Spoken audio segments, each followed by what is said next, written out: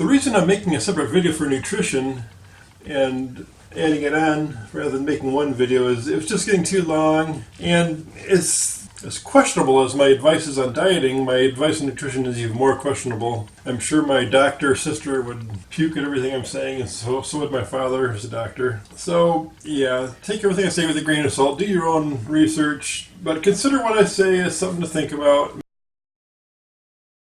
Lemonade has kind of it helps shrink your stomach. It helps pucker, it's a puckering thing. And the way I do lemonade, powdered lemonade, I add a gram, I mix up I think they're 2-quart bottles I use actually.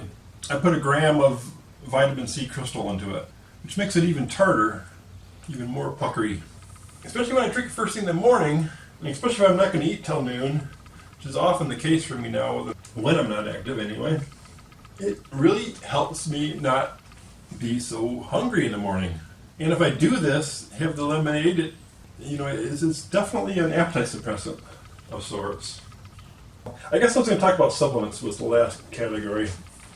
And, ideally, if you're good eating, if you eat well, if you live purely, if you can afford to eat health food, and all that kind of stuff, great. Maybe you don't need supplements. It's better to get it from good, wholesome food than supplements.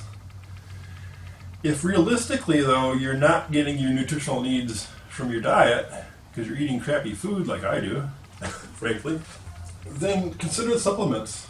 If the lemonade diet isn't enough to quench your hunger, isn't enough of a suppressant for hunger, consider acai berries, A-C-A-I, I think, berry. And that's my first herbal suppressant that I'd recommend.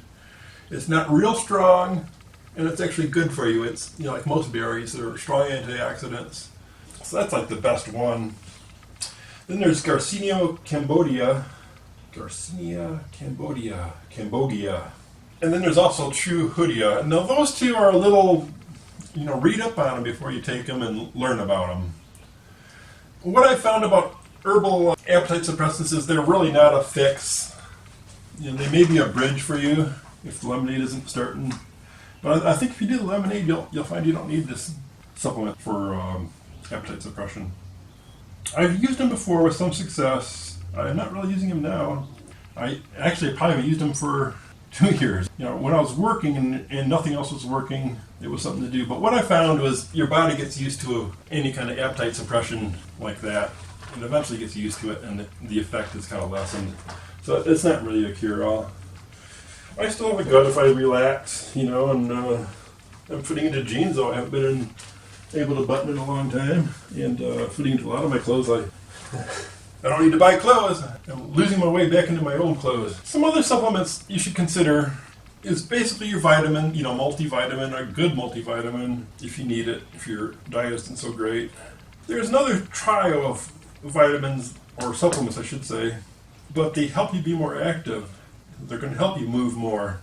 And that is coenzyme Q10, or ubiquinol if you want to get the little better form.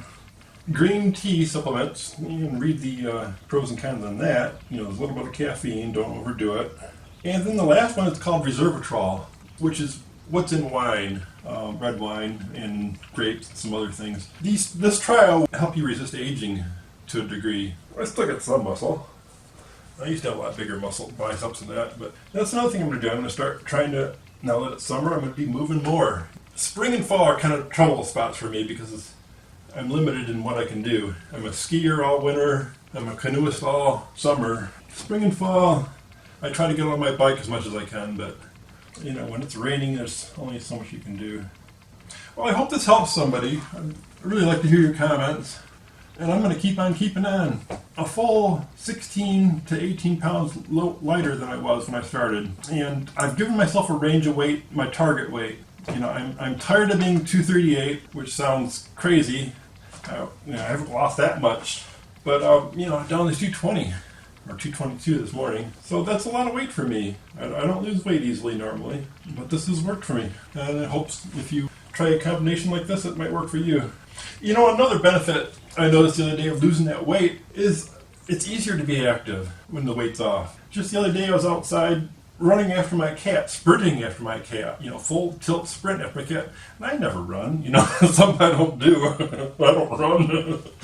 And, I was running and after my cat, and it just occurred to me, wow, I'm running and I feel great. It's effortless, nearly effortless, running after my cat. My knees don't hurt. Neither knee hurts at all. I was like, wow, all the knee pain I've had recently in that one knee, I don't even notice it. Cross-country skiing kind of irritates my one knee from an injury I had a long time ago. I was going to try to stay out of this whole area of supplements, but I felt I had to address it a little bit. One supplement almost everybody in North America is missing, or not missing, but is weak in, is magnesium. Do your research on this. You'll find out that magnesium helps your calcium get placed correctly. They're really pushing calcium on us, which is kind of a disservice, I think, to some people. If you don't have enough vitamin D, and you don't have enough magnesium, taking too much calcium ends up giving you things like bone spurs and other problems, maybe even cholesterol. Well, not cholesterol, but plaque. But I don't want to go there, I'm just reaching there. But displaced calcium is usually a result of a lack of magnesium. I actually have a lot more supplements than this, but I don't really use that many on a daily basis. I do have a whole pile more. I did want to point out, because some of the spelling is strange, this Garcinia cambogia, really do your research on that before you use it. Resveratrol is safe. Green tea, a little bit of caution, don't overdo it. Ubiquinol and CoQ10. Ubiquinol is just a better absorbed form of CoQ10, and these are essential for everybody, really. They'll give you more energy. This is a vitamin you can actually feel. If you take CoQ10, you'll feel better, for most of you anyway. And I don't have the acai berry. I'm pretty sure it's ACAI. I think I'm all out of that. Bilberry for your vision, and cranberry. Those are kind of things I take more in the winter. Plant sterols, I should probably take that more often. It might help my baldness. It definitely helps your prostate. That's something I should definitely be taking more regular. I need to buy more of that. But supplements, evaluate what you need. Talk to your body about it. How do these make you feel when you take them? What's lacking? And in my humble, limited information opinion here, you're always better off getting complexes rather than individual vitamins. Now, this plant sterol is basically your beta-cytosterol that you may have heard about, but it's got all the other sterols in it too, plant sterols. And E, there's a lot of garbage E out. Most don't have any gamma in them at all. This has got the whole, mixed everything in it. But anyway, it's not just the one form, it's got multiple forms. Mixed tocopherols. So this is exactly what you want. Complex. Don't take the chemical E that just has the delta form or whatever in it. Probably more harm than good, frankly. Because if you just take the one form, you chase out the other forms. Your body flushes off the excess.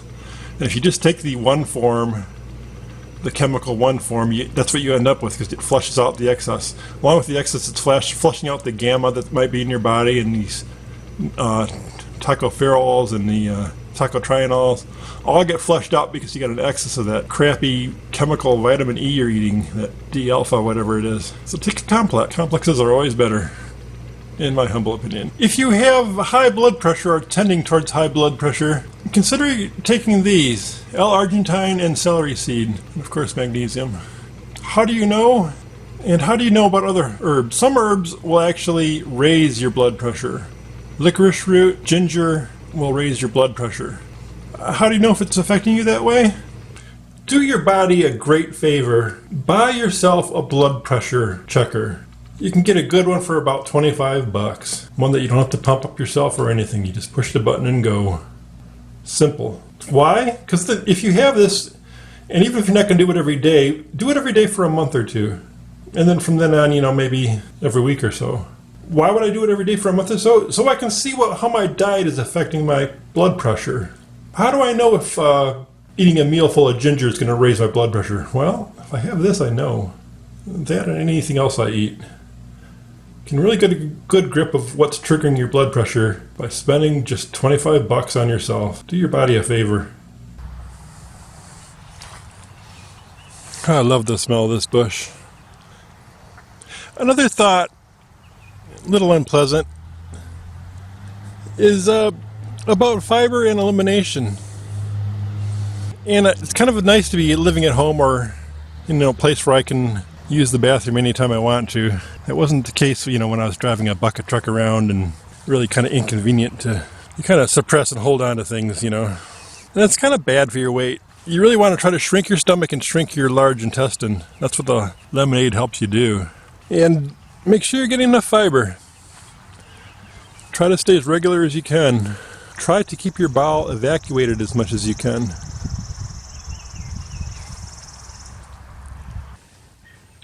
It's been a few weeks. I lost the work I made in this video, so I've had to start over again. And whenever I lose momentum on a project, it's really tough to get back into it. But I've more or less kept in my goal of where I want my weight. I'm at the top end of my new goal of my new range of weight I want to be in. I want to be in a 210 to at the most 225. I've been right around that high end. So I want to keep working on it until I get into the middle of that range, or towards the lower end of that range. I have a little more breathing room, but I've stayed at least at the high end of that range, so success. It's been about a month. I had another tip for you while I'm recording this extra, and it's another kind of odd one. It's simply about brushing your teeth. A lot of times if you're snacking and you eat a little bit of a snack, after a while you want more of the snack. There's kind of an addiction cycle that goes on with the bacteria in your mouth. And it tastes nice and sweet or salty or whatever it is when you're eating it. And a few minutes later, the bacteria is working out, your mouth gets kind of sour tasting. And without even really thinking about it, it's the natural thing just to grab that sweet or salty or whatever thing it was. And your mouth is all reset again. It's all nice and tasty, especially a soda, it flushes everything out. Of course, it feeds the acid, and the sugar feeds everything, so it just rebounds again. There's like a mouth bacteria that's rising and falling with each repetition of snack. So the one snack brings you to the next snack. The way to stop that cycle is to simply brush your teeth between the snacks. And if you had a snack and say, I'm not going to eat anymore, I don't want to keep snacking anymore, go brush your teeth.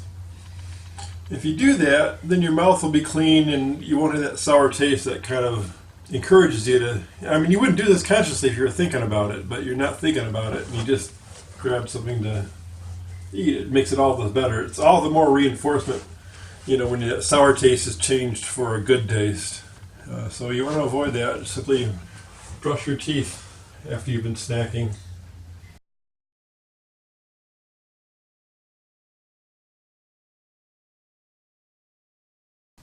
The dog ate my video